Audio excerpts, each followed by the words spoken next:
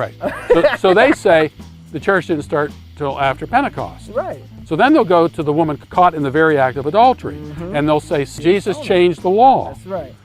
Now, wait a minute. You just said that the church age doesn't start until after Pentecost. You can't have it both ways. You can't say Jesus changed the law with the woman caught in adultery, say that's Jesus' New Testament ethic. This is what Schofield did on the Sermon on the Mount, and said that's New Testament ethic.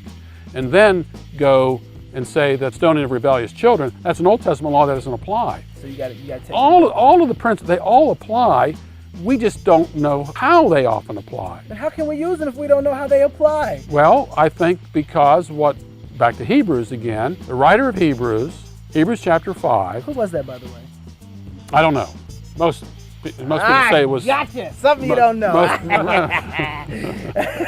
knew I'd get him. Cameraman's not supposed to be laughing. Shut down. I won. All right. 1-0. The writer of the Hebrews stops in mid-thought.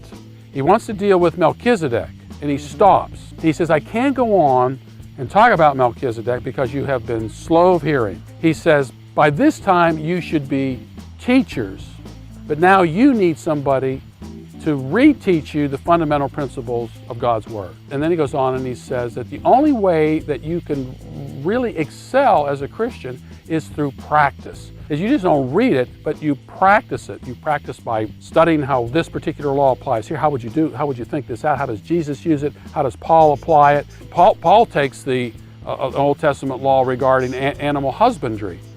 You know, you don't muzzle the ox while he's treading out the corn. Right. Okay, you let him feed. He's working.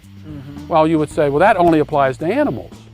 It doesn't. Paul applies it to people who work in the church. Right. So okay, most people on the dispensational side, that is a true application of how an Old Testament verse applies. If it's not repeated in the New Testament, or the application is where do they get that? It's because it's not repeated in the New Testament. Give me a verse that says if a law isn't repeated in the New Testament, it's no longer valid. Then you got to say... Well, because Jesus fulfilled the law.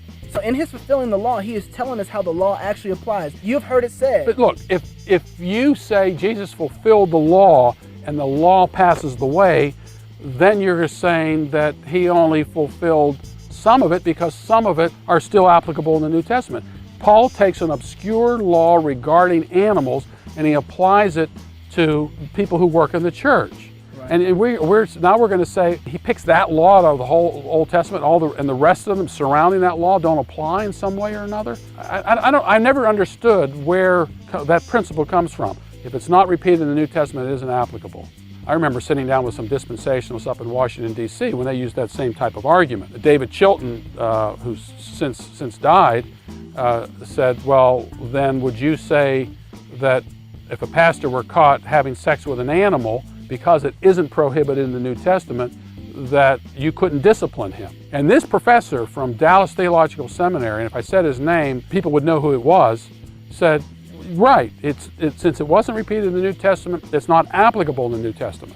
The chairs from the other professors were screeching across the floor in order to get away from what this guy was saying. And one of the other guys said, no, it follows under the prohibition regarding fornication. Right. Okay. Right. Then here's the question I asked him.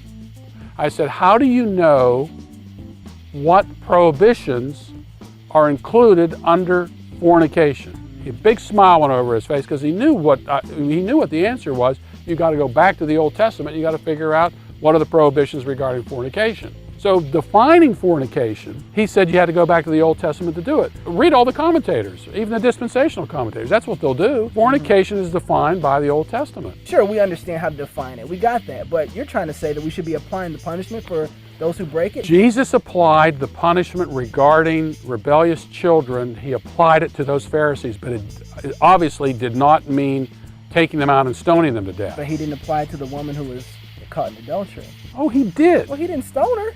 What was the charge? She was caught in adultery. That's not what the charge. She was caught in the very act of adultery. How many people does it take to commit adultery? 2. Where was the man? He had a horse and he got away. Okay. So you're going back to the law again and saying that Jesus followed the law exactly. Caught in the very act. Should bring a charge against her. Jesus writes, in the Do you down know in the what he wrote, by ground. the way? We don't know. So I said, we Number don't know. two. I didn't say I didn't know. I said, we don't know.